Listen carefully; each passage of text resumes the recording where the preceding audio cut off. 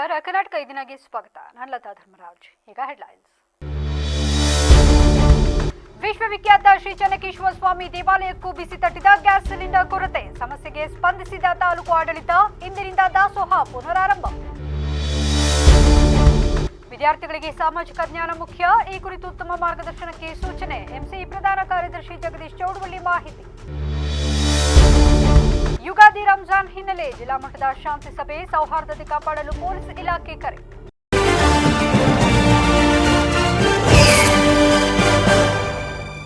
ವಿಶ್ವವಿಖ್ಯಾತ ಶ್ರೀ ಚೆನ್ನಕೇಶವ ಸ್ವಾಮಿ ದೇವಾಲಯ ದಾಸೋಹ ವ್ಯವಸ್ಥೆಗೂ ಗ್ಯಾಸ್ ಸಿಲಿಂಡರ್ ಕೊರತೆಯ ಬಿಸಿ ತಟ್ಟಿದ ಹಿನ್ನೆಲೆಯಲ್ಲಿ ಉಂಟಾದ ಸಮಸ್ಯೆಗೆ ಈಗ ತಾಲೂಕು ಆಡಳಿತ ಸ್ಪಂದಿಸಿದೆ. ಮಧ್ಯಪ್ರಾಚ್ಯದಲ್ಲಿ ನಡೆಯುತ್ತಿರುವ ಯುದ್ಧದ ಪರಿಣಾಮದಿಂದ ಕಮರ್ಷಿಯಲ್ ಗ್ಯಾಸ್ ಸಿಲಿಂಡರ್ಗಳ ಅಭಾವ ಉಂಟಾಗಿ ದೇವಾಲಯದಲ್ಲಿ ನಡೆಯುತ್ತಿದ್ದ ದಾಸೋಹ ಸೇವೆಯನ್ನ ತಾತ್ಕಾಲಿಕವಾಗಿ ಸ್ಥಗಿತಗೊಳಿಸಲಾಗಿತ್ತು. ಇದನ್ನು ಗಂಭೀರವಾಗಿ ತೆಗೆದುಕೊಂಡ ತಾಲೂಕು ಆಡಳಿತ ದಾಸೋಹ ಭವನಕ್ಕೆ ಭೇಟಿ ನೀಡಿ ಅಲ್ಲಿಯ ಸಮಸ್ಯೆ ಬಗ್ಗೆ ಮಾಹಿತಿ ತಿಳಿದು ನಂತರ ಮಾತನಾಡಿದ ತಹಶೀಲ್ದಾರ್ ಶ್ರೀಧರ್ ಕಂಕರವಾಡಿ, ನಮಗೆ ಮಾಧ್ಯಮದ ಮೂಲಕ ದಾಸೋಹ ಭವನಕ್ಕೆ ಭಕ್ತಾದಿಗಳಿಗೆ ಪ್ರಸಾದ ವಿತರಣೆಯಲ್ಲಿ ಸಿಲಿಂಡರ್ ಇಲ್ಲದ ಸಮಸ್ಯೆಯಾಗಿದ್ದು ನಮ್ಮ ಗಮನಕ್ಕೆ ಬಂದಿದೆ. ಆದ್ದರಿಂದ ತಾಲೂಕು ಆಡಳಿತದಿಂದ ಶನಿವಾರದಿಂದ ಭಕ್ತಾದಿಗಳಿಗೆ ಪ್ರಸಾದ ವಿತರಣೆಯಲ್ಲಿ ಯಾವುದೇ ತೊಂದರೆ ಆಗದಂತೆ ಸಿಲಿಂಡರ್ ವ್ಯವಸ್ಥೆ ಮಾಡಲಾಗಿದೆ.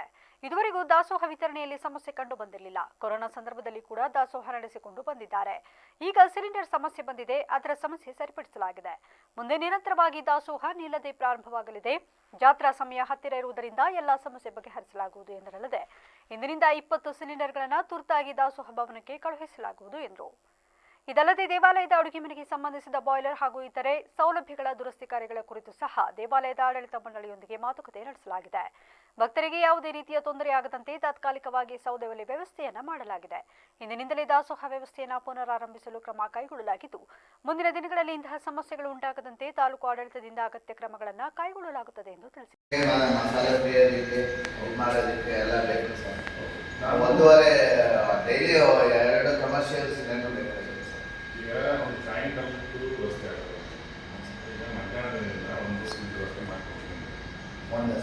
ಅಂದರೆ ಟೋಟಲ್ ಸಪ್ಲೈಸ್ ಏನಿಲ್ಲ, ಪರ್ಡೆ ಒಂದು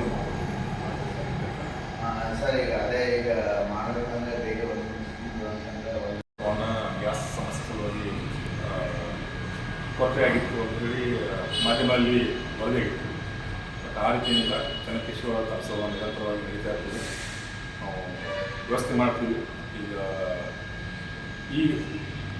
ಡೈಲಿ ಸಪ್ಲೈ ಮಾಡೋ ಏಜೆನ್ಸಿ ಅಥವಾ ಇಲ್ಲ, ಬೇರೆ ಕಡೆಯಿಂದ ವ್ಯವಸ್ಥೆ ಮಾಡ್ತಾ ಇದ್ದೀವಿ. ದಾಸೋಹ ಇವತ್ತಿಂದ ಆಗುತ್ತೆ ಸರ್.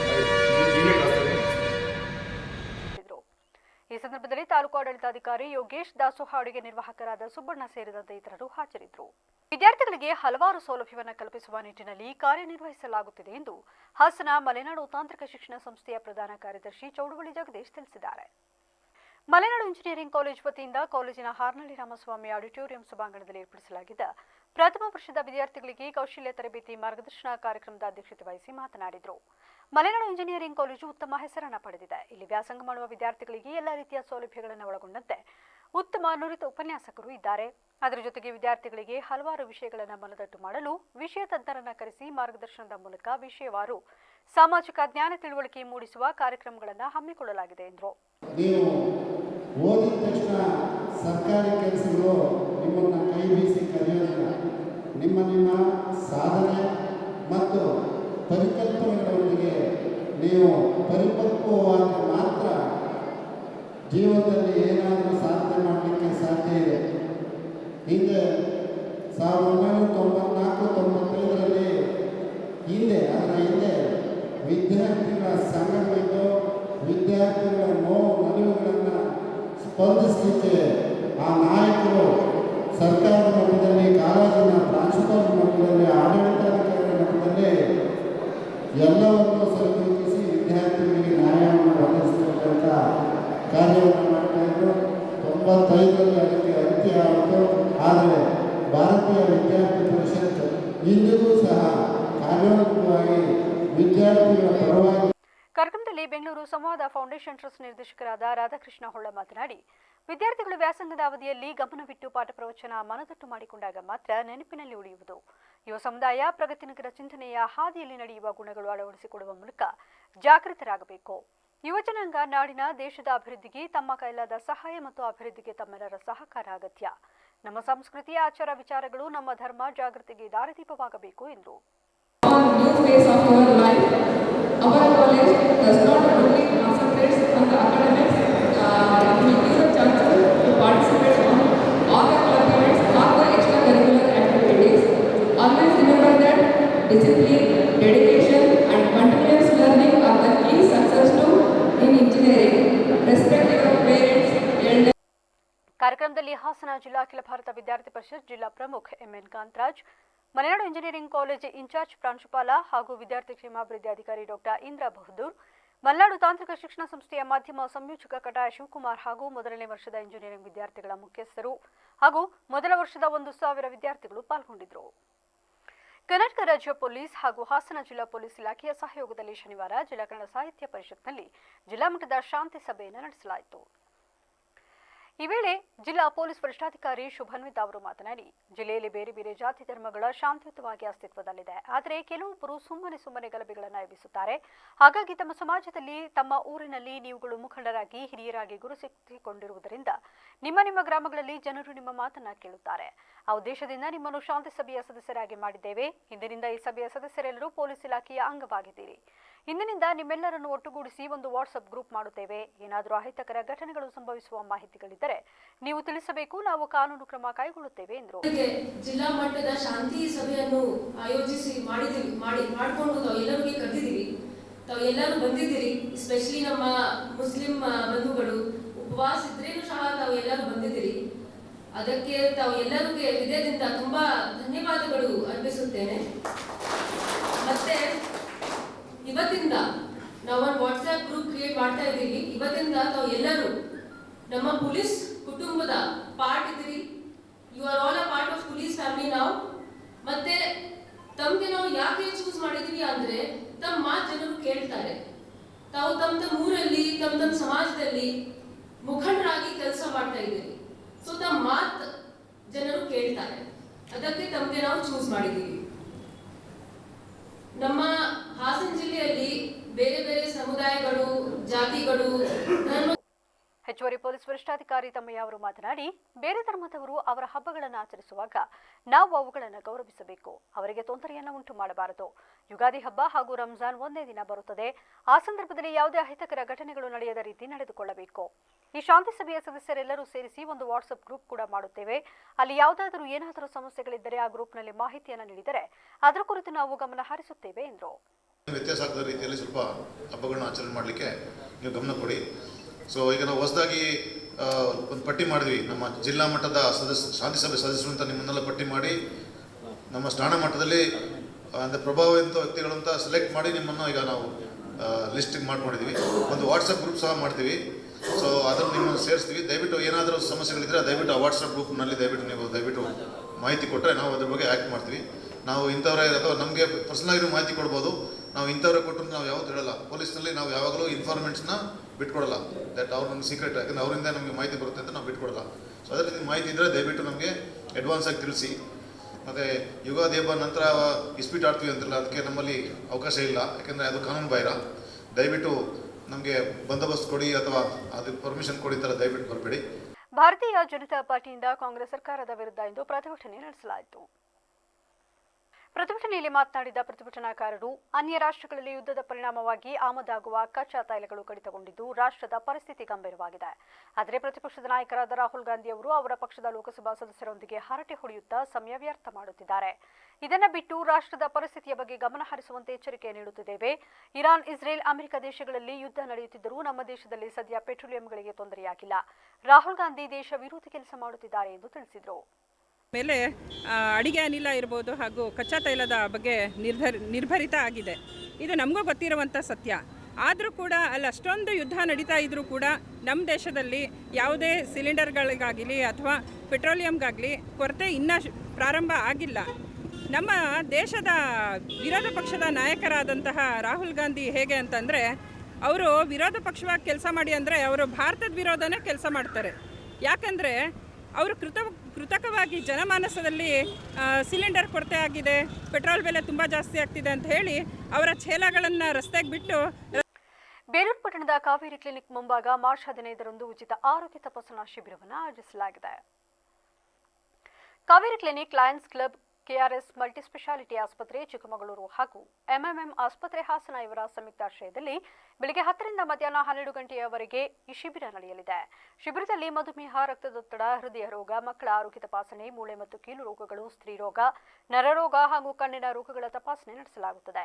ಈ ಆರೋಗ್ಯ ಶಿಬಿರದಲ್ಲಿ doctor Guruprasad Banuru, doctor M Umesh, doctor SK Avinash, doctor GR Leela, doctor Chandramouli, doctor BK Manoj Kumar ಹಾಗೂ ಆಫ್ತಾಲ್ಮಿಕ್ ಅಧಿಕಾರಿ ಕೆಒ ಆದರ್ಶ್ ಅವರು ಭಾಗವಹಿಸಿ ಸಾರ್ವಜನಿಕರಿಗೆ ತಪಾಸಣೆ ಹಾಗೂ ಸಲಹೆ ನೀಡಲಿದ್ದಾರೆ.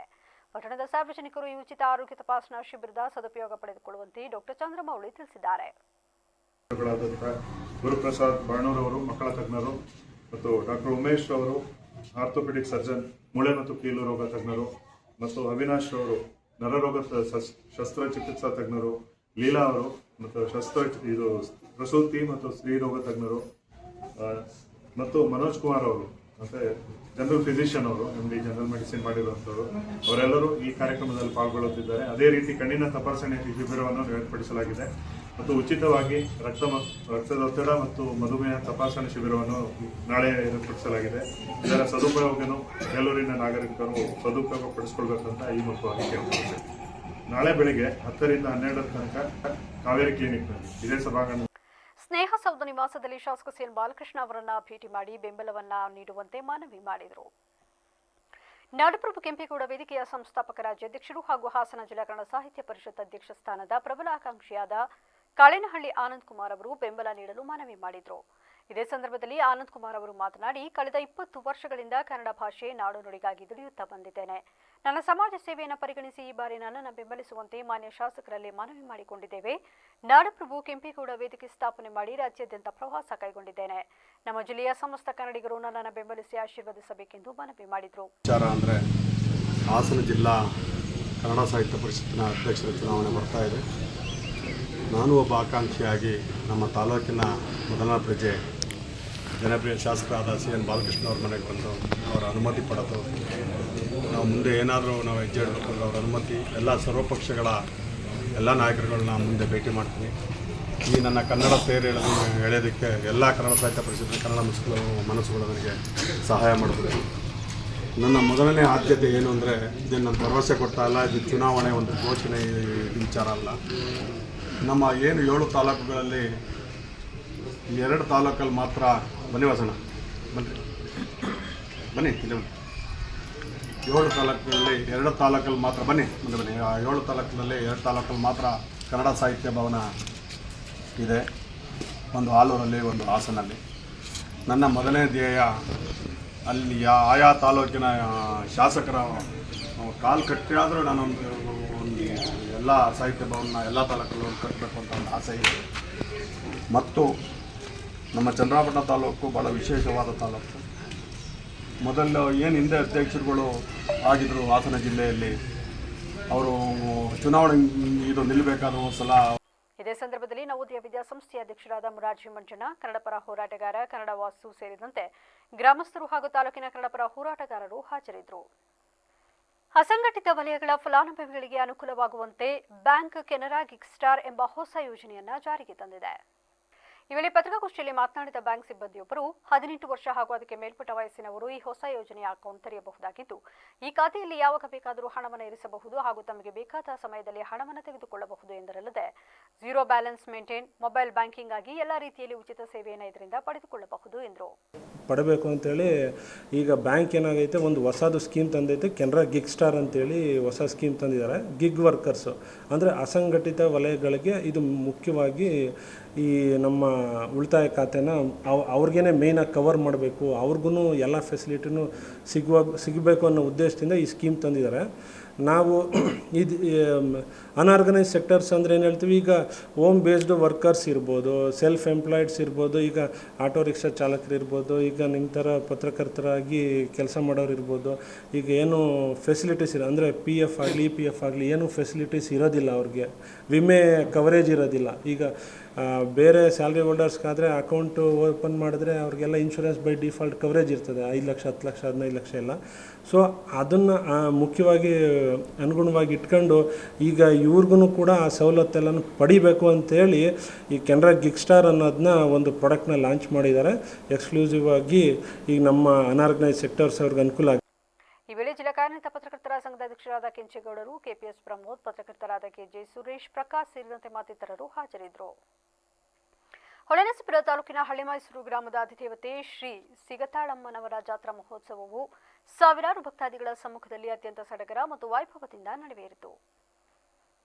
3 ವರ್ಷಕ್ಕೊಮ್ಮೆ ಜರುಗುವ ವಿಶೇಷ ಜಾತ್ರೆಯನ್ನು ಕಣ್ತುಂಬಿಕೊಳ್ಳಲು ಸುತ್ತಮುತ್ತಲ ಗ್ರಾಮಸ್ಥರು ಅಪಾರ ಸಂಖ್ಯೆಯ ಜನಸ್ತೋಮ ಆಗಮಿಸಿತು. ಶುಕ್ರವಾರ ಮುಂಜಾನೆಯಿಂದಲೇ ದೇವಸ್ಥಾನದಲ್ಲಿ ವಿವಿಧ ಧಾರ್ಮಿಕ ಪೂಜಾ ಕಾರ್ಯಕ್ರಮಗಳು ಆರಂಭವಾಗಿದ್ದು, ದೇವಿಗೆ ವಿಶೇಷ ಅಲಂಕಾರ ಹಾಗೂ ಮಹಾಮಂಗಳಾರತಿ ನೆರವೇರಿಸುವ ಮೂಲಕ ಭಕ್ತರಿಗೆ ದರ್ಶನಕ್ಕೆ ಅವಕಾಶ ಮಾಡಿಕೊಡಲಾಗಿತ್ತು. ಸಂಜೆ ವೇಳೆ ರಥಬೀದಿಯಲ್ಲಿ ಜಮಾಯಿಸಿದ ಗ್ರಾಮಸ್ಥರು ರಥಕ್ಕೆ ವಿಶೇಷ ಪೂಜೆ ಸಲ್ಲಿಸಿ ಭಕ್ತಿ ಸಮರ್ಪಿಸಿದರು. ರಾತ್ರಿ ಸುಮಾರು 10:30 ವೇಳೆಗೆ ವಾಡಿಕೆಯಂತೆ ಗೋಹಳ್ಳಿ ಗ್ರಾಮಸ್ಥರು ತೇರು ಎಳೆಯುವ ಮೂಲಕ ರಥೋತ್ಸವಕ್ಕೆ ಚಾಲನೆ ನೀಡಿದರು.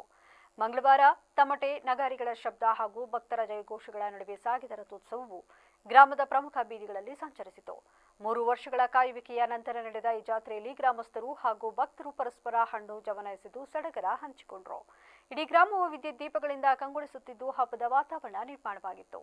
ಸಕಲೇಶಪುರ ತಾಲೂಕಿನ ಅಂಗನವಾಡಿಗಳಿಗೆ ಅಗತ್ಯ ಇರುವ ಎಲ್ಲ ಮೂಲಭೂತ ಸೌಕರ್ಯಗಳನ್ನು ಒದಗಿಸಲು ಶಕ್ತಿ ಮೀರಿ ಶ್ರಮಿಸುವುದಾಗಿ ಶಾಸಕ ಸಿಮೆಂಟ್ ಮಂಜು ಹೇಳಿದರು. ಸಕಲೇಶಪುರ ಪಟ್ಟಣದ ಪುರಭವನದಲ್ಲಿ ನಡೆದ ಕಾರ್ಯಕ್ರಮದಲ್ಲಿ ಅಂಗನವಾಡಿಗಳಿಗೆ ಟಿವಿ, ಭಾಗ್ಯಲಕ್ಷ್ಮಿ ಬಾಂಡ್ ಹಾಗೂ ಕುಡಿಯುವ ನೀರಿನ ಶುದ್ಧೀಕರಣ ಫಿಲ್ಟರ್ಗಳನ್ನು ವಿತರಿಸಿ ಮಾತನಾಡಿ, ತಾಲೂಕಿನ ಸುಮಾರು 107 ಅಂಗನವಾಡಿಗಳಿಗೆ ಟಿವಿಗಳನ್ನು ವಿತರಿಸುವ ಕಾರ್ಯಕ್ರಮ ಹಮ್ಮಿಕೊಳ್ಳಲಾಗಿದೆ. ಇದರ ಜೊತೆಗೆ ಬಡ ಕುಟುಂಬಗಳಲ್ಲಿ ಜನಿಸಿದ ಹೆಣ್ಣು ಮಕ್ಕಳ ಭವಿಷ್ಯ ಭದ್ರತೆಗಾಗಿ 2006ರಲ್ಲಿ ಅಂದಿನ ಮುಖ್ಯಮಂತ್ರಿಯಾಗಿದ್ದ ಬಿಎಸ್ ಯಡಿಯೂರಪ್ಪ ಅವರ ಅವಧಿಯಲ್ಲಿ ಜಾರಿಗೆ ಬಂದ ಭಾಗ್ಯಲಕ್ಷ್ಮಿ ಯೋಜನೆಯ ಬಾಂಡ್ಗಳನ್ನು ವಿತರಿಸಲಾಗುತ್ತಿದೆ. ಒಂದು ಕುಟುಂಬದಲ್ಲಿ 2 ಹೆಣ್ಣು ಮಕ್ಕಳಿದ್ದರೆ ಅವರಿಗೆ 18 ವರ್ಷ ತುಂಬಿದ ಬಳಿಕ ಮೆಚುರಿಟಿಗಾಗಿ ಬಾಂಡ್ ನೀಡುವ ಯೋಜನೆಯಾಗಿದೆ ಎಂದು ತಿಳಿಸಿದ ಅವರು, ನಮ್ಮ ಭಾಗದಲ್ಲಿ ಹೆಚ್ಚಿನ ಮಳೆಯ ಪರಿಣಾಮ ಕೆಲ ಅಂಗನವಾಡಿಗಳಿಗೆ ಹಾನಿಯಾಗಿರುವುದು ಗಮನಕ್ಕೆ ಬಂದಿದೆ. ಅವುಗಳನ್ನು ಕೂಡ ಹಂತ ಹಂತವಾಗಿ ಸರಿಪಡಿಸುವ ಕೆಲಸ ಮಾಡಲಾಗುವುದು. ಅಂಗನವಾಡಿಗೆ ಬರುವ ಮಕ್ಕಳಿಗೆ ಉತ್ತಮ ಶಿಕ್ಷಣ ಹಾಗೂ ಪೌಷ್ಟಿಕ ಆಹಾರ ಸಿಗಬೇಕು. ಅವರ ಆರೋಗ್ಯ ಮತ್ತು ದೈಹಿಕ ಬೆಳವಣಿಗೆ ದೃಷ್ಟಿಯಿಂದ ಅಗತ್ಯ ಇರುವ ಎಲ್ಲಾ ಸೌಲಭ್ಯಗಳನ್ನು ಒದಗಿಸುವುದು ನಮ್ಮ ಉದ್ದೇಶವಾಗಿದೆ ಎಂದು ಹೇಳಿದರು. 8 ವರ್ಷ ಆದಮೇಲೆ ಮೆಚುರಿಟಿ ಆಗಿ ಅವರಿಗೆ ಬಾಂಡ್ ಕೊಡ್ತಕ್ಕಂಥ ಕಾರ್ಯಕ್ರಮವನ್ನು ಕೂಡ ಈಗ ಮಾಡಿದ್ದೀವಿ. ಅದೇ ರೀತಿಯಲ್ಲಿ ಸರ್ಕಾರದ ವತಿಯಿಂದ ಬಂದಿರತಕ್ಕಂಥ ಕುಡಿಯುವ ನೀರಿನ ಫಿಲ್ಟ್ರು, ಶುದ್ಧ ಕುಡಿಯುವ ನೀರಿನ ಫಿಲ್ಟರ್ನು ಕೂಡ ವಿತರಣೆ ಮಾಡ್ತಕ್ಕಂಥ ಕಾರ್ಯಕ್ರಮವನ್ನು ಕೂಡ ಮಾಡಿದ್ದೀವಿ. ನಾನು ಕಳೆದ ಬಾರಿಯೂ ಕೂಡ ತಮ್ಮೆಲ್ಲರೂ ಕೂಡ ಸೇರಿಸಿ ಅಂಗನವಾಡಿ ಬಗ್ಗೆ, ಮೂಲಭೂತ ಸೌಕರ್ಯದ ಬಗ್ಗೆ ಮಾಹಿತಿ ತಗೊಂಡಿದ್ದೆ. ಈಗಲೂ ಕೂಡ ಎಲ್ಲಿಗೆ ಕರೆಂಟ್ ಇಲ್ಲ ಅಂತಕ್ಕಂಥದ್ದು ತಾವು ಮಾಹಿತಿಯನ್ನು ಮೇಡಮ್ಗೆ ಕೊಟ್ಟು ಹೋದರೆ ಅದು ಸರಿಪಡಿಸ್ತಕ್ಕಂಥ ಕೆಲಸವನ್ನು ಮಾಡ್ತೀವಿ. ನಮ್ಮ ಭಾಗದಲ್ಲಿ ಅತಿ ಹೆಚ್ಚು ಮಳೆಯಾಗಿ ಮಳೆಯಿಂದಲೂ ಕೂಡ ತುಂಬ ಅಂಗನವಾಡಿಗಳನ್ನ ಸಮಸ್ಯೆ ಆಗಿರ್ತಕ್ಕಂಥ ನಾವು ಕೂಡ ಗಮನಿಸಿದ್ದೀವಿ. ನಮ್ಮ ಉದ್ದೇಶ ಏನು ಅಂತ ಹೇಳಿದ್ರೆ, ಅಂಗನವಾಡಿಯಾಗಿ ಬೇಕಾಗಿರ್ತಕ್ಕಂಥ ಮೂಲಭೂತ ಸೌಕರ್ಯವನ್ನು ಕೊಡಬೇಕು. ಅಂಗನವಾಡಿಯಲ್ಲಿ ಓದ್ತಕ್ಕಂಥ ಮಕ್ಕಳುಗಳಿಗೆ ಉತ್ತಮವಾದ ಬಾಲ್ಯದಲ್ಲಿ ಸಿಗಬೇಕಾದಂಥ ವಿದ್ಯಾಭ್ಯಾಸ ಸಿಗಬೇಕು ಮತ್ತು ಬಾಲ್ಯದಲ್ಲಿ ಸಿಗಬೇಕಾದಂಥ ಆಹಾರ ಪದಾರ್ಥಗಳು ಕೂಡ ಅವರ ಆರೋಗ್ಯದ ದೃಷ್ಟಿಯಿಂದ ಸಿಗಬೇಕು ಅಂತಕ್ಕಂಥ ಉದ್ದೇಶದಿಂದ ನಾವು ಕಾರ್ಯಕ್ರಮ ಮಾಡ್ತಾ ಇರ್ತಕ್ಕಂಥದ್ದು. ತಾವುಗಳು ಈ ಟಿವಿಗಳನ್ನ ತಗೊಂಡೋಗಿ ಅಳವಡಿಸಿ ಅದರ ಸದುಪಯೋಗವನ್ನು ಪಡಿಸ್ಕೋಬೇಕು. ಇಲ್ಲಿಂದ ತಗೊಳ್ಳೋದಂಥ ಟಿವಿ ಅದನ್ನು ಅಳವಡಿಸ್ತಿಲ್ಲ ಅಂತ ಹೇಳಿದ್ರೆ ಉಪಯೋಗ ಆಗಲ್ಲ. ಈ ನಿಟ್ಟಿನಲ್ಲಿ ತಾವುಗಳು ತಮ್ಮ ಇಲಾಖೆ ಎಲ್ಲಿ ಕರೆಂಟಿನ ಸಮಸ್ಯೆ ಇದೆ ತಾವು ಖಂಡಿತವಾಗ್ಲೂ ಹೇಳಿದರೆ ಆದಷ್ಟು ಬೇಗ ಈ ವಾರದಲ್ಲಿ ಸರಿಪಡಿಸ್ತಕ್ಕಂಥ ಕೆಲಸವನ್ನು ನಾನು ಮಾಡ್ತೀನಿ ಅಂತೇಳಿ ಈ ಸಂದರ್ಭದಲ್ಲಿ ಹೇಳ್ತಾ, ಈ ಒಂದು ಅಂಗನವಾಡಿಯ CDPO ಆದಂಥ ಇಂದಿರಾರವರು ವೇದಿಕೆ ಕಾರ್ಯಕ್ರಮದಲ್ಲಿ ಸಿಡಿಪಿಒ ಇಂದಿರಾ, ಸಿಐಟಿಯು ಸಂಘಟನೆಯ ಹೇಮಾ, ಸುಮಿತ್ರಾ, ಅಂಗನವಾಡಿ ಮೇಲ್ವಿಚಾರಕಿ ಜ್ಯೋತಿ, ಪುರಸಭಾ ಮಾಜಿ ಸದಸ್ಯ ವನಜಾಕ್ಷಿ, ವಿವಿಧ ಸಂಘಟನೆಗಳ ಮುಖಂಡರು, ಸದಸ್ಯರು ಹಾಗೂ ಸಿಬ್ಬಂದಿಗಳು ಹಾಜರಿದ್ದರು. ಐತಿಹಾಸಿಕ ಪ್ರಸಿದ್ಧ ತುಮಕೂರು ಜಿಲ್ಲೆಯ ಗುಬ್ಬಿ ತಾಲೂಕಿನ ಮಾನ್ಯ ಮಾರಿಕಾವಲಿನ ಮಾದಾಪುರ ಶ್ರೀ ಮಣ್ಣಮ್ಮ ದೇವಿಯ ಮಹಾರಥೋತ್ಸವ ಸಹಸ್ರಾರು ಭಕ್ತರ ಸಮ್ಮುಖದಲ್ಲಿ ವೈಭವದಿಂದ ಜರುಗಿತು. ರಥೋತ್ಸವ ಪ್ರಯುಕ್ತ ಶ್ರೀ ಮಣ್ಣಮ್ಮ ದೇವಿಗೆ ವಿಶೇಷ ಹೂವಿನ ಅಲಂಕಾರ ಮಾಡಲಾಗಿತ್ತು. ಬೆಳಗ್ಗೆಯಿಂದಲೇ ರಾಜ್ಯದ ಮೂಲೆ ಮೂಲೆಗಳಿಂದ ಆಗಮಿಸಿದ ಭಕ್ತರು ದೇವಾಲಯಕ್ಕೆ ತೆರಳಿ ಮಣ್ಣಮ್ಮ ದೇವಿಯ ದರ್ಶನ ಪಡೆದರು. ವಾಡಿಕೆಯಂತೆ ಮುಂಜಾನೆ ಆರಂಭವಾದ ದೇವಿಯ ರಥೋತ್ಸವಕ್ಕೆ ನಾಡಿನ ವಿವಿಧ ಭಾಗಗಳಿಂದ ಆಗಮಿಸಿದ ಭಕ್ತರು ರಥೋತ್ಸವದಲ್ಲಿ ಭಾಗಿಯಾಗಿ ರಥಕ್ಕೆ ಬಾಳೆಹಣ್ಣು ದವನ ಎಸೆದು ಭಕ್ತಿ ಸಮರ್ಪಿಸಿದರು. ಬಿದಿರೆ, ಮಾದಾಪುರ, ಇರಕಸಂದ್ರ, ಮೂಕನಹಳ್ಳಿ ಪಟ್ಟಣ ಸೇರಿದಂತೆ ಸುತ್ತಮುತ್ತಲಿನ 33 ಹಳ್ಳಿಯ ಭಕ್ತರು ಸಡಗರ ಸಂಭ್ರಮದಿಂದ ಜಾತ್ರೆಯನ್ನು ಮಾಡುತ್ತಾರೆ.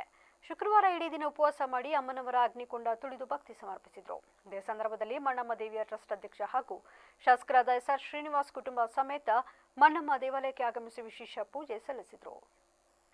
ರೈತರ ಭೂಮಿಯನ್ನು ಅಕ್ರಮವಾಗಿ ಸ್ವಾಧೀನಪಡಿಸಿಕೊಳ್ಳುತ್ತಿರುವ ಸರ್ಕಾರದ ನೀತಿಯನ್ನು ಖಂಡಿಸಿ ಕರ್ನಾಟಕ ಪ್ರಾಂತ ರೈತ ಸಂಘದ ಕಾರ್ಯಕರ್ತರು ಮಳವಳ್ಳಿ ಪಟ್ಟಣದಲ್ಲಿ ಪ್ರತಿಭಟನೆ ನಡೆಸಿದರು.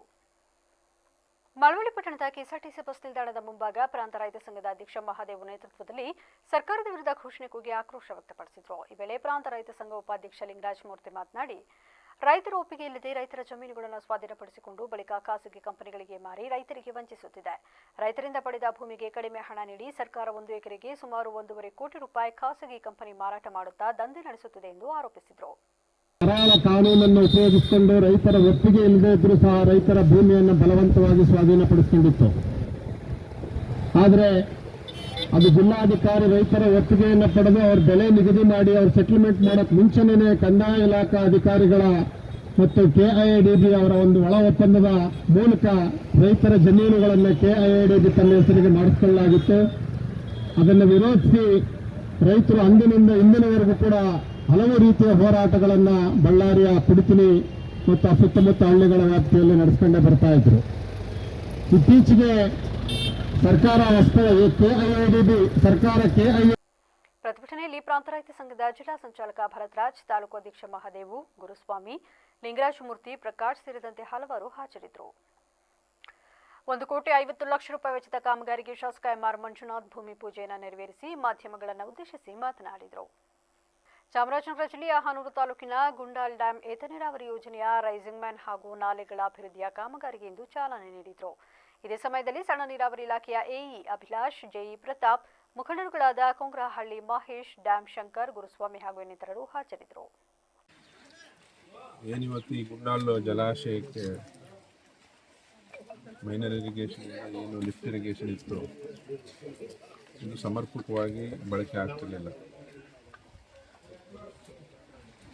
800 ಮೀಟ್ರಷ್ಟು ಇದು ಲೈನಿಂಗು ಮತ್ತು ಪೈಪ್ಲೈನ್ ಆಗಬೇಕಿತ್ತು. ಬಟ್ ಅದರಲ್ಲಿ ಒಂದು ಹಂತಕ್ಕೆ ಮಾತ್ರ ಇದು ಆಗಿತ್ತು. ಈಗ ಉಳಿದಂಥದಕ್ಕೆ ಈಗ 1.5 ಕೋಟಿ ಅನುದಾನ ಇವತ್ತು ಬಿಡುಗಡೆ ಆಗಿದೆ. ಆ ಕೆಲಸನ ಪೂರ್ಣಗೊಳಿಸಿ ಸುಮಾರು 250ರಿಂದ 300 ಎಕರೆ ಅಚ್ಚುಕಟ್ಟು ಪ್ರದೇಶಕ್ಕೆ ನೀರು ಕೊಡ್ತಕ್ಕಂಥ ಕೆಲಸ ಈ ಒಂದು ಲಿಫ್ಟ್ ಇರಿಗೇಷನಿಂದ ಆಗ್ತಾಯಿದೆ. ಸುಮಾರು 40 HP ಪಂಪುಗಳು, 2 ಪಂಪ್ ಇದೆ. ಆಮೇಲೆ ಲೈನಿಂಗ್ ಎಲ್ಲ ಸ್ವಲ್ಪ ಹಾಳಾಗಿದೆ, ಅದನ್ನೆಲ್ಲನೂ ಹೂ ತುಂಬಿಕೊಂಡಿದೆ. ಅದನ್ನೆಲ್ಲ ತೆಗೆದು ಅದನ್ನು ಸಮರ್ಪಕವಾಗಿ ನೀರು ಹರಿಯುವ ರೀತಿಯಲ್ಲಿ ಇದು ಬಳಕೆ ಮಾಡಲಿಕ್ಕೆ ಇವತ್ತು ಈ ಒಂದು ಕಲಬುರಗಿ ಶಾಸಕ ಅಲ್ಲಮಪ್ರಭು ಪಾಟೀಲ್ಗೆ ದೂರವಾಣಿ ಮೂಲಕ ಬೆದರಿಕೆ ಕರೆ ಬಂದಿರುವ ಆರೋಪ ಮಾಡಲಾಗಿದೆ. ಕೋಲಿಕಬ್ಲಿಗ ಸಮಾಜಕ್ಕೆ ST ಸ್ಥಾನಮಾನ ಸಿಗಬೇಕೆಂದು ಸದನದಲ್ಲಿ ಮಾತನಾಡಿರುವ ಶಾಸಕ ಅಲ್ಲಮಪ್ರಭು ಪಾಟೀಲ್ ಜೊತೆ ನಮ್ಮ ಸಮಾಜ ಸದಾ ಇರುತ್ತೆ ಅಂತ ಕೋಲಿಕಬ್ಲಿಗ ST ಹೋರಾಟ ಸಮಿತಿ ರಾಜ್ಯಾಧ್ಯಕ್ಷ ಲಚ್ಚಪ್ಪ ಜಮಾದಾರ್ ಹೇಳಿದ್ದಾರೆ. ಮಾರ್ಚ್ 14ರಂದು ಮಧ್ಯಾಹ್ನ 12 ಗಂಟೆಗೆ ಕಲಬುರಗಿಯಲ್ಲಿ ಮಾತನಾಡಿದ ಅವರು, ಕೋಲಿಕಬ್ಲಿಗ ಸಮಾಜದ ಪರ ಮಾತನಾಡಿದ್ದಕ್ಕೆ ನಾಯಕ್ ಸಮಾಜದ ರಾಜ್ಯಾಧ್ಯಕ್ಷ ಮಲ್ಲಿಕಾರ್ಜುನ ಭಟ್ ಶಾಸಕ ಅಲ್ಲಮಪ್ರಭು ಪಾಟೀಲ್ಗೆ ಕರೆ ಮಾಡಿ ಬೆದರಿಕೆ ಹಾಕಿದ್ದಾರೆ ಎಂದು ಲಚ್ಚಪ್ಪ ಜಮಾದಾರ್ ಆರೋಪಿಸಿದರು. ಕೋಲಿ ಸಮಾಜದಿಂದ ಆ ಒಂದು ಬೃಹತ್ ಏನು ನಾವು ಅನ್ಕೊಂಡ್ರೆ ಅಭಿನಂದನೆಗಳನ್ನು ಸಲ್ಲಿಸ್ತೇವೆ, ಅವರಿಗೆ ಧನ್ಯವಾದಗಳನ್ನು ಸಲ್ಲಿಸ್ತೇವೆ. ಯಾಕಂದ್ರೆ ಈ ಜನಾಂಗದ ಬಗ್ಗೆ ಮಾತನಾಡುವಂತ ಒಂದು ಇಚ್ಛಾಶಕ್ತಿ ಅವರಲ್ಲಿ ಬಂದಿದೆ. ಇವತ್ತು ನಮ್ಮ ಬಗ್ಗೆ ಮಾತನಾಡಿದ್ದಾರೆ. ಸುಮಾರು ಎಷ್ಟೋ ವರ್ಷಗಳಿಂದ ಈ ಕೋಲಿ ಸಮಾಜದ ಬಗ್ಗೆ ಅಧಿವೇಶನದಲ್ಲಿ ಮಾತನಾಡಿದ್ದು ಬಹಳ ಕಡಿಮೆ, ಯಾರೂ ಮಾತನಾಡಿಲ್ಲ. ಕೆಲವು ಸಂದರ್ಭದಾಗ ಏನು ಕಳೆದ ಸರ್ಕಾರ ಇದ್ದಂಥ ಸಂದರ್ಭದಲ್ಲಿ ಇವತ್ತು ಪ್ರಿಯಾಂಕ್ ಖರ್ಗೆ ಅವರು ಒಂದ್ಸಲ ಕೊಪ್ಪಳ ಜಿಲ್ಲೆಯ ಅಡವಿಹಳ್ಳಿ ಗ್ರಾಮದ ಸರ್ಕಾರಿ ಕಿರಿಯ ಪ್ರಾಥಮಿಕ ಶಾಲೆ ಆವರಣದಲ್ಲಿ ಶನಿವಾರ 30 ಗಿಡಗಳನ್ನು ಹಂಚಲಾಯಿತು. ಕುಕನೂರು ತಾಲೂಕು ತಳಕಲ್ ಗ್ರಾಮದ ಯುವ ಮುಖಂಡ ಶ್ರೀಧರ ಹಣವಾಳ ಮಗಳು ಶ್ರೀನಿಧಿ ಹುಟ್ಟುಹಬ್ಬದ ಪ್ರಯುಕ್ತ ಈ ಕಾರ್ಯಕ್ರಮ ಆಯೋಜಿಸಲಾಗಿದ್ದು, ಅಪ್ಪಾಜಿ ಸೇವಾ ಫೌಂಡೇಶನ್ ಅಧ್ಯಕ್ಷ ಹಾಗೂ ನ್ಯಾಯವಾದಿ ಶ್ರೀಕಾಂತ್ ಹಣವಾಳ ಮಾತನಾಡಿ, ಪ್ರತಿ ವರ್ಷವೂ ವಿಶೇಷ ಸೇವೆ ಮೂಲಕ ಸಾಮಾಜಿಕ ಸೇವೆ ಮಾಡುತ್ತಾ ಬರಲಾಗಿದೆ. ಮುಂದೆ ಜೂನ್ ತಿಂಗಳು ಮಳೆಗಾಲದಲ್ಲಿ ಬೇರೆ ಶಾಲೆಗೆ ಸಸಿಗಳನ್ನು ವಿತರಿಸುವ ವ್ಯವಸ್ಥೆಯನ್ನ ನಮ್ಮ ಸಂಸ್ಥೆಯಿಂದ ಕೊಡುತ್ತೇವೆ ಎಂದರು. ಪರಿಸರ ಬೆಳೆಸುವುದು ನಮ್ಮೆಲ್ಲರ ಜವಾಬ್ದಾರಿಯಾಗಿದೆ. ಈ ಪ್ರಕೃತಿಯಿಂದ ಎಲ್ಲವನ್ನ ಪಡೆದುಕೊಳ್ಳುತ್ತಿದ್ದೇವೆ. ತಮ್ಮ ಮಕ್ಕಳ ಹುಟ್ಟುಹಬ್ಬದ ದಿನ 1 ರಿಂದ 5 ಸಸಿಗಳನ್ನು ಹಂಚಿ ಬೆಳೆಸೋಣ, ಪರಿಸರ ರಕ್ಷಣೆ ಮಾಡೋಣ ಎಂದು ಹೇಳಿದರು. ಕಲ್ಯಾಣ ಮಂಟಪದಲ್ಲಿ ಮಾಡಿ ದುಂದು ವೆಚ್ಚ ಮಾಡಿ ಅನೇಕ ರೀತಿಯ ದುಂದು ವೆಚ್ಚ ಮಾಡಿ ಖರ್ಚನ್ನು ಮಾಡಿ ಅನೇಕ ರೀತಿಯ ಮಕ್ಕಳಿಗೆ ದುಂದು ವೆಚ್ಚ ಮಾಡ್ತಾರೆ ಕುಟುಂಬದವರು. ಹಾಗಾಗಿ ನಾವು ಕೂಡ ಶ್ರೀಧರ್ ಅವರ ಮಕ್ಕಳ ಶಾಲೆಯಲ್ಲಿ ಹುಟ್ಟಿದಬ್ಬವನ್ನು ಆಚರಣೆ ಮಾಡೋದ್ರ ಮುಖಾಂತರ ಪರಿಸರ ರಕ್ಷಣೆ ಮಾಡುವ ಮುಖಾಂತರ ಸುಮಾರು 30 ಗಿಡಗಳನ್ನು ನಮ್ಮ ಅಡವಳ್ಳಿ ಗ್ರಾಮದ ಸರ್ಕಾರಿ ಹಿರಿಯ ಪ್ರಾಥಮಿಕ ಶಾಲೆಯಲ್ಲಿ ಗಿಡ ಹಚ್ಚುವುದರ ಮುಖಾಂತರ ಪರಿಸರ ರಕ್ಷಣೆಯನ್ನು ನಾವು ಮಾಡಬೇಕಾಗಿದೆ. ಯಾಕೆ ಅಂತಂದರೆ 2019ರಲ್ಲಿ ಕೋವಿಡಲ್ಲಿ ಅನೇಕ ಪ್ರಾಣಿಗಳ ಪ್ರಾಣಹಾನಿಯಾಗಿದೆ. ಯಾಕೆ ಅಂತಂದರೆ ಆಕ್ಸಿಜನನ್ನು ಪಡ್ಕೊಳ್ಳಿಕ್ಕೆ ಎಷ್ಟೋ ಜೀವಗಳನ್ನು ಕಳ್ಕೊಂಡಿದ್ದೇವೆ. ಹಾಗಾಗಿ ನಮಗೆ ಅನೇಕ ರೀತಿಯ ಪರಿಸರ ರಕ್ಷಣೆ ಮಾಡಿದಾಗ ಮಳೆ ಚೆನ್ನಾಗಿ ಬರ್ತದೆ, ನಮ್ಮೆಲ್ಲರೂ ಕೂಡ ಆರೋಗ್ಯವನ್ನು ಕಾಪಾಡ್ಬೋದು. ಹಾಗಾಗಿ ಈ ಸಂದರ್ಭದಲ್ಲಿ ಪ್ರಮುಖರಾದ ಶ್ರೀಧರ ಹಣವಾಳ, HK ಹೈತಾಪುರ, ಶಿಕ್ಷಕರಾದ ಕನಕಪ್ಪ ಇಂಗಳದಾಸ್, ಮೊಹಮ್ಮದ್ ಯೂಸುಫ್, ಯಂಕಪ್ಪ ಬಿಕ್ನಳ್ಳಿ, ಮಂಜುನಾಥ್ ದದೇಗಲ್, ಹನುಮಂತಪ್ಪ ಬೀಕನಳ್ಳಿ, ಆನಂದ ಹೇಳವರ್, ಲಕ್ಷ್ಮೀ ಪಾಟೀಲ್ ಸೇರಿದಂತೆ ಇತರರು ಭಾಗವಹಿಸಿದರು. ಈಗ ಮತ್ತೊಮ್ಮೆ ಹೆಡ್ಲೈನ್ಸ್. ವಿಶ್ವವಿಖ್ಯಾತ ಶ್ರೀ ಚೆನ್ನಕೇಶವ ಸ್ವಾಮಿ ದೇವಾಲಯಕ್ಕೂ ಬಿಸಿ ತಟ್ಟಿದ ಗ್ಯಾಸ್ ಸಿಲಿಂಡರ್ ಕೊರತೆ. ಸಮಸ್ಯೆಗೆ ಸ್ಪಂದಿಸಿದ ತಾಲೂಕು ಆಡಳಿತ. ಇಂದಿನಿಂದ ದಾಸೋಹ ಪುನರಾರಂಭ. ವಿದ್ಯಾರ್ಥಿಗಳಿಗೆ ಸಾಮಾಜಿಕ ಜ್ಞಾನ ಮುಖ್ಯ. ಈ ಕುರಿತು ಉತ್ತಮ ಮಾರ್ಗದರ್ಶನಕ್ಕೆ ಸೂಚನೆ. MCE ಪ್ರಧಾನ ಕಾರ್ಯದರ್ಶಿ ಜಗದೀಶ್ ಚೌಡವಳ್ಳಿ ಮಾಹಿತಿ. ಯುಗಾದಿ ರಂಜಾನ್ ಹಿನ್ನೆಲೆ ಜಿಲ್ಲಾ ಮಟ್ಟದ ಶಾಂತಿ ಸಭೆ. ಸೌಹಾರ್ದತೆ ಕಾಪಾಡಲು ಪೊಲೀಸ್ ಇಲಾಖೆ ಕರೆ. ಇದಾಗಿತ್ತು ಇಲ್ಲಿವರೆಗಿನ ನ್ಯೂಸ್ ಅಪ್ಡೇಟ್ಸ್. ನಿರಂತರ ಸುದ್ದಿಗಾಗಿ ನೋಡ್ತಾರೆ BBC ನ್ಯೂಸ್. ಇದು ಜನರ ಧ್ವನಿ. ಸತ್ಯದ ಕಡೆ ನಮ್ಮ ನಡೆ.